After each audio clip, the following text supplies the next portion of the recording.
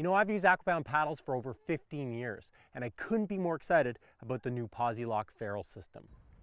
It's quick, it's simple, it's bomb-proof, and with no metal parts, you'll never deal with rust. Simply choose the feather you want on the paddle, click it together, and you have a solid, no-wiggle connection. For more information on all of AquaBound's great paddles, visit aquabound.com.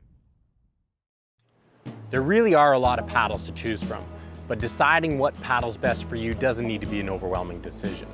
The biggest thing you need to decide is what the paddle's going to be made of, and that has the biggest impact on its price.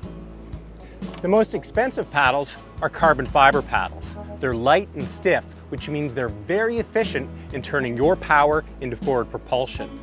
Although fiberglass paddles aren't quite as light and stiff as carbon fiber paddles, they still offer good performance. On the other end of the spectrum, the cheapest paddles generally have aluminum shafts and plastic blades.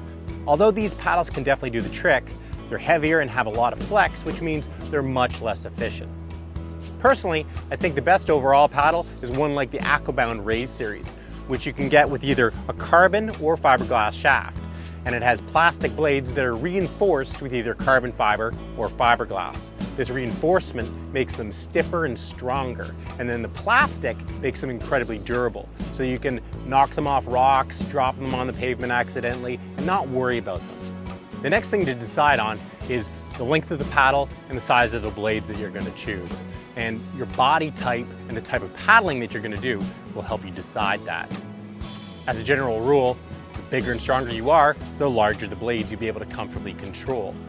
With that said, there's more to the decision than that. Shorter paddles with bigger blades promotes a more vertical forward stroke, which suits an active paddling style. Longer paddles with narrower or smaller blades facilitates a lower angle touring stroke, which is great for a long day of paddling. These paddles will often have a soft dihedral shape to the power face, which means the paddles won't catch as much water when you're taking a stroke. This makes for a smoother and less energy consuming stroke. Now once you've decided on the paddle's length and blade size, the last thing you need to look at is the paddle's feather or offset. Feather is the amount of twist between the blades of a paddle, and a paddle can either have a lot of twist or no twist at all. The advantage of using a paddle with twist is that when you're taking a stroke, your top blade is actually slicing through the air, which makes it more efficient when you're paddling in wind.